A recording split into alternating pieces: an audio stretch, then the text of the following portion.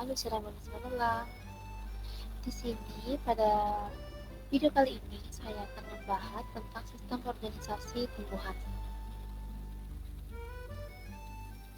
Nah, pokok bahasan yang akan dibahas pada video kali ini, yang pertama itu sel, yang kedua jaringan, yang ketiga organ, yang keempat sistem organ.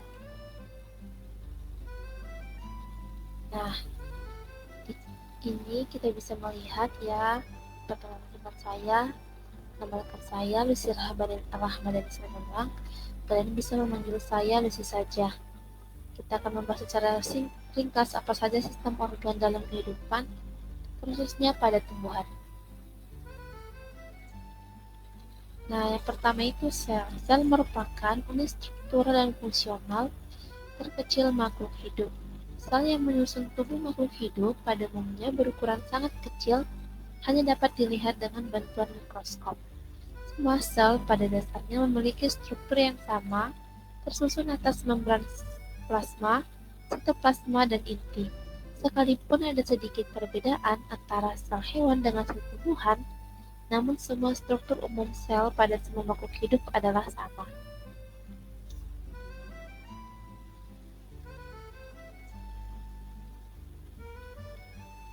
Nah, pada sel itu terdapat dinding sel. Dinding sel hanya terdapat pada sel tumbuhan saja.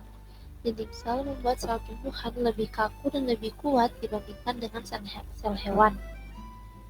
Dinding sel tumbuhan tidak seperti tembok yang tidak dapat dilalui apapun, melainkan dinding sel tumbuhan terbuat dari bahan selulosa, sehingga masih bisa dilewati air dan zat-zat yang terlarut di dalamnya. Nah, yang kedua itu membran sel. Membran plasma sering juga disebut selaput plasma. Membran plasma tersusun atas lemak dan protein. Membran plasma bersifat selektif permeabel, artinya ada zat tertentu yang dapat masuk dengan mudah, tetapi ada juga zat tertentu yang tidak dapat atau sulit melewatinya. Oleh karena itulah, membran plasma berfungsi mengatur keluar dan masuknya zat ke dalam sel. Sini kita bisa melihat struktur membran sel ya teman-teman. Yang di sini ada bagian hidrofobik dan bagian filosofi bilayar. Di bawah ini terdapat kepala bilayar fosfolipid hidrolifik.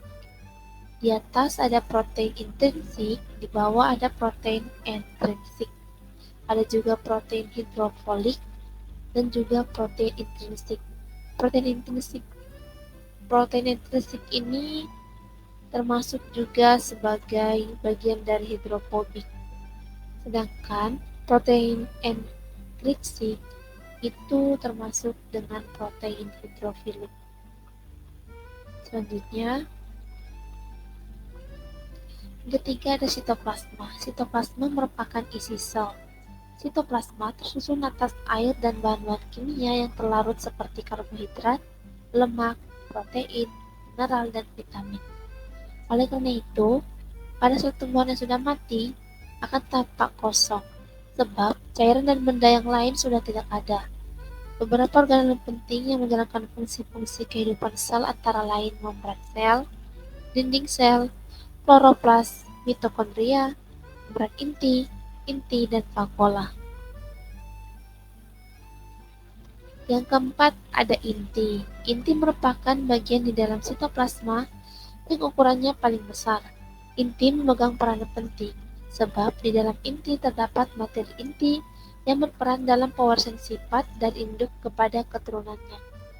Sel tumbuhan juga memiliki dinding sel dan vakuola yang berukuran besar, sedangkan organel yang hanya dimiliki oleh sel hewan adalah sentriol yang berperan dalam pembelahan sel. Yang kelima, yang selanjutnya ada jaringan. Semua fungsi hidup pada organisme bersel satu dilakukan oleh sel tunggal itu sendiri. Pada organisme bersel banyak, seringkali sel tidak dapat bekerja sendiri, sebab setiap sel bergantung kepada sel yang lain. Sekumpulan sel yang mempunyai struktur dan fungsi yang sama, maka disebutlah itu dengan jaringan. Nah, jaringan ada beberapa macam ya teman-teman. Yang pertama itu jaringan meristem, di mana jaringan meristem merupakan sekelompok sel yang aktif membelah. Sel-sel meristem akan menghasilkan sel baru, yang sebagian dari hasil pembelahan akan tetap berada di dalam jaringan meristem. Meristem dapat dibedakan menjadi 3 macam, yaitu pertama, meristem apikal. Meristem ini merupakan meristem yang terletak di ujung batang pucuk atau ujung akar. Yang kedua, meristem interkalar. Meristem ini terletak di antara jaringan dewasa, yakni pada ruas batang. Yang ketiga, ada meristem lateral. Disebut juga dengan meristem samping. Merupakan jaringan meristem yang terletak sejajar dengan keliling organ, di mana jaringan ini ditemukan pada batang dan juga akar. Nah, jaringan yang kedua yaitu jaringan dewasa, di mana jaringan dewasa merupakan jaringan yang sel-selnya sudah tidak membelah, tetapi telah mengalami diferensiasi dan spesialisasi fungsi dari sel-sel hasil pembelahan meristem. Karena itu, jaringan dewasa disebut juga dengan jaringan permanen. Jaringan dewasa meliputi jaringan epidermis yang merupakan jaringan terluar tumbuhan yang menutupi seluruh tubuh tumbuhan, serta jaringan gabus yang umumnya jaringan ini berada di bagian tepi. Nah, jaringan yang ketiga yaitu jaringan dasar, di mana jaringan parenkim yang merupakan suatu jaringan yang terbentuk dari sel-sel hidup dengan struktur morfologi serta fisiologi yang bervariasi dan masih melakukan kegiatan proses fisiologis.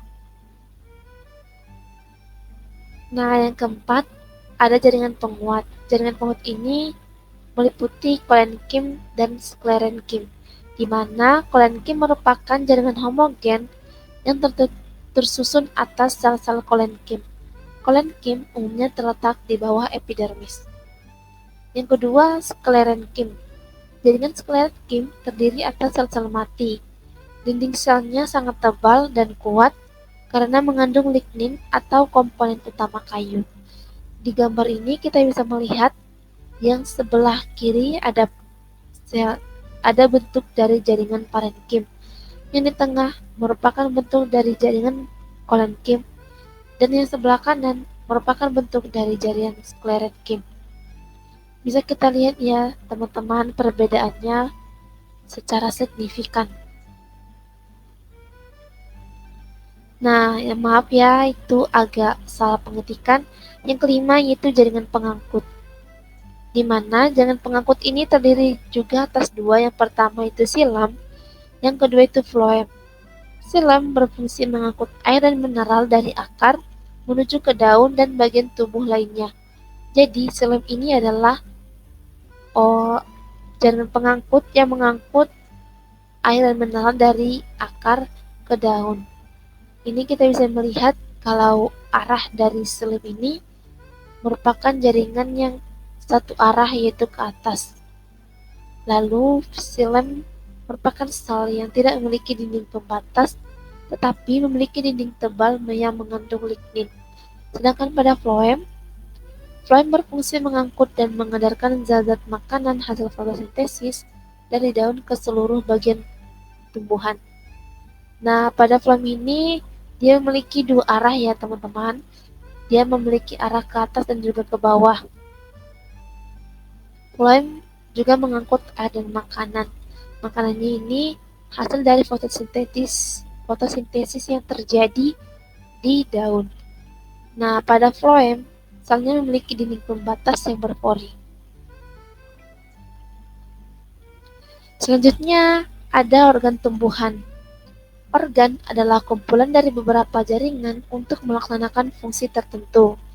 Organ pada tumbuhan diantaranya akar, batang, dan daun. Organ utama pada tumbuhan terdiri dari akar, batang, dan daun. Selain itu, ada juga organ tambahan yaitu bunga, buah, dan biji. Organ pada tumbuhan disusun oleh jaringan-jaringan yang mendukung fungsi tertentu.